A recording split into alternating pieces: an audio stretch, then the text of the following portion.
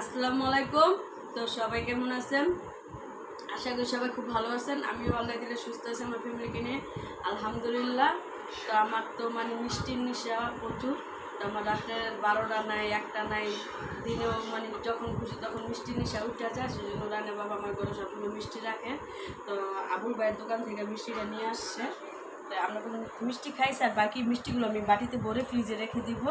তো এই যে এই দোকান থেকে মিষ্টিটা নিয়ে আসছে।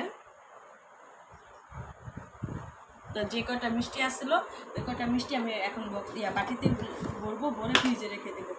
তো দেখেন,